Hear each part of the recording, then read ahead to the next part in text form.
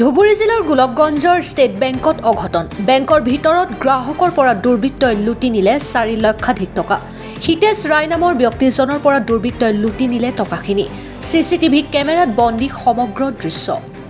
উল্লেখ্য যে গোলকগঞ্জ বজাৰত হিতাচী কোম্পানীৰ এটিএম চলোৱা হিতেশ ৰায় নামৰ ব্যক্তিজনে ভাৰতীয় ষ্টেট বেংকৰ গোলকগঞ্জ শাখাৰ পৰা 4 লক্ষাধিক টকা উঠাই বেংকৰ একাউণ্টেণ্টৰ কাষত গৈ বহে হিতেশ ৰায় আৰু বেংকৰ একাউণ্টেণ্টে কথা পাতি থকাৰ সময়তেই পিছফালৰ পৰা অচিনাক্ত দুৰ্বৃত্তই আহি টকাৰ বেগ লৈ উধাও হয়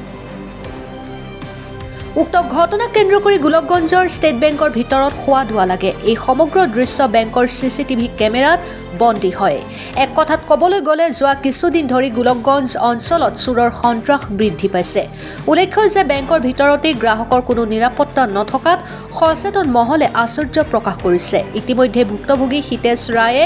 গোলকগঞ্জ থানাত এজাহাৰ দাখিল কৰিছে গোলকগঞ্জৰ পৰা আব্দুল মতেলেপৰ ৰিপৰ্ট অৰুণোদয় আসাম নমস্কাৰ মোৰ নাম হিতেশ ৰায় মই এটা personal Hitachi private limited company ATM চলাও আজি বেংকত মই দুপৰীয়া মোৰ টাকা 4,36,500 টকা উঠাবলৈ গৈছো টাকা মই উঠাইছো আৰু বেগৰ ভিতৰত মোৰ আগৰে 20,000 টকা আছিল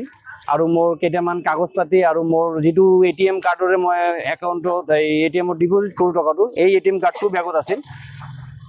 মই বেগটো টাকা ভৰাই মই জাস্ট খালি একাউণ্টেণ্টৰ লগত যাই কথা পাতিছো বেগটো মই একাউণ্টেণ্টৰ সন্মুখত যেটো চেয়াৰ থাকে এই চেয়াৰত মই টকাটো ৰাখি মই এনেকৈ কথা পাতি আছো ছাৰৰ লগত তেতিয়া পিছফালৰ পৰা এজন দুৰ্বৃত্ত আহি মোৰ টকাখিনি লৈ গুচি গ'ল মই গম পোৱা নাছিলো কিন্তু সিসিটিভি কেমেৰা দুৰ্বৃত্তৰ মুখ একদম ক্লিয়াৰ মই যেতিয়া ছাৰৰ লগত কথা পাতি তেতিয়া এই টকাটো উঠাইছে এটো হল একাউণ্টেণ্টৰ সন্মুখৰ সিসিটিভি কেমেৰা বাকি আৰু কেমেৰা আছে বেংকৰ ভিতৰৰ পৰা একদম একাউণ্টেণ্টৰ সন্মুখৰ পৰা বেংকৰ নিৰাপত্তা ৰখি আছিল নাই নিৰাপত্তা ৰখি আজি না আছিল কি জনাব এতিয়া মোক মই কওঁ যে মোৰ টকাটো খুব লাগিছিল আৰু মই এটো সাৰ্ভিস দিও আজি আপনি চাব গোলকগঞ্জত দুটা এটিএম বন্ধ হৈ আছে এটা এটিএম চলি আছে মাঝে মাঝে তাত টকা না মই এটো সাৰ্ভিস দিও এই টাকাটো দিয়াৰ কাৰণে মানুহ অলপ মানে সকা পায়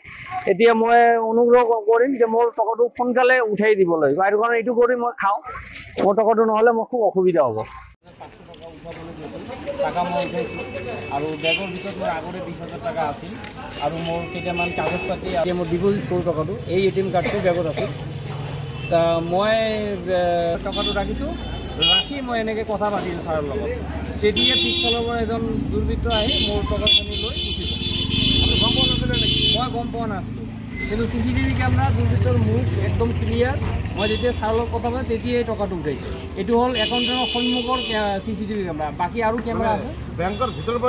ভিতৰৰ পৰা একদম একাউণ্টেণ্টৰ সন্মুখ এতিয়া মোক মই কওঁ যে মোৰ টকাটো খুব লাগিছিল আৰু মই এইটো সাৰ্ভিস দিওঁ আজি আপুনি চাব মই এইটো সাৰ্ভিস দিওঁ এই টাকাটো দিলে কাৰণে মানুহ অলপ মানে সকা পায় এতিয়া মই ভিতৰত একাউণ্টেণ্টৰ ছাৰৰ মই কথা কৈ আছোঁ বেগটা মই খালি জাষ্ট একাউণ্টত